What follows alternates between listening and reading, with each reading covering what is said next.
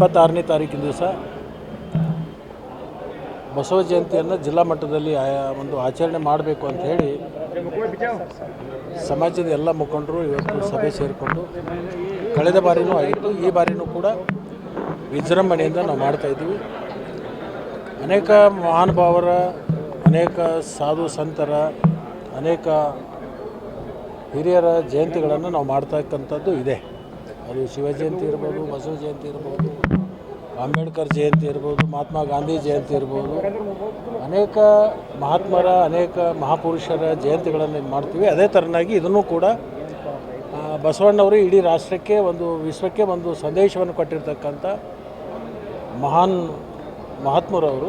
ಅಂಥವರ ಜಯಂತ್ಯೋತ್ಸವವನ್ನು ಉತ್ತಮ ರೀತಿಯಿಂದ ಒಂದು ಮಾಡಬೇಕು ಅಂತಕ್ಕಂಥ ಸಂದೇಶವನ್ನು ಮಾಡಿದ್ದಾರೆ. ಅದಕ್ಕೆ ಜಿಲ್ಲೆಯಲ್ಲಿರ್ತಕ್ಕಂಥ ಎಲ್ಲ ಮುಖಂಡರು ತನು ಮನ ಧನದಿಂದ ಸಹಾಯ ಸಹಕಾರ ಮಾಡಬೇಕು, ಹೆಚ್ಚಿನ ಸಂಖ್ಯೆಯಲ್ಲಿ ಬರಬೇಕು ಅಂತ ಹೇಳಿ ನಾವು ನಿಮ್ಮ ಮೂಲಕ ಎಲ್ಲ ಜಿಲ್ಲೆಯಲ್ಲಿರ್ತಕ್ಕಂಥ ಬಸವಾದಿ ಪರಣದ ಅನುಯಾಯಿಗಳು ಎಲ್ಲರೂ ಅದರಲ್ಲಿ ಭಾಗವಹಿಸಬೇಕು ಅಂತೇಳಿ ನಾವು ಕೇಳ್ತೀವಿ. ಈಗ ದೆಹಲಿಯಿಂದ ರಾಜಕೀಯ ಬೆಳವಣಿಗೆಗಳು ನಡೀತಾ ಇದ್ದಾವೆ. ನಿಮಗೆ ದೆಹಲಿಯಿಂದ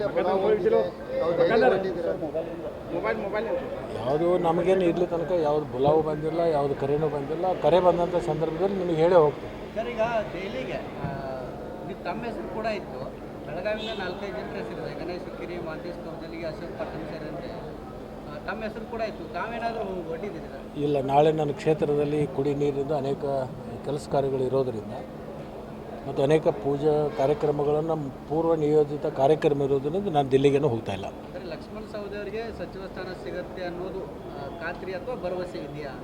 ಅದಕ್ಕೆ ಹೋಗ್ತಾ ಇಲ್ಲ. ಅದಕ್ಕೆ ಎಲ್ಲವೂ ತೀರ್ಮಾನ ಮಾಡ್ತಕ್ಕಂಥದ್ದು ನಮ್ಮ ಪಕ್ಷದ ವರಿಷ್ಠರು, ಮುಖ್ಯಮಂತ್ರಿಗಳು ಮತ್ತು ನಮ್ಮ ಪಕ್ಷದ ಅಧ್ಯಕ್ಷರು, ರಾಷ್ಟ್ರೀಯ ನಾಯಕರು ಅದರ ಬಗ್ಗೆ ತೀರ್ಮಾನವನ್ನು ಮಾಡ್ತಾರೆ. ಈ ವಿಡಿಯೋ ನಿಮಗೆ ಇಷ್ಟವಾದಲ್ಲಿ ಲೈಕ್ ಮಾಡಿ, ಶೇರ್ ಮಾಡಿ, ಸಬ್ಸ್ಕ್ರೈಬ್ ಮಾಡಿ.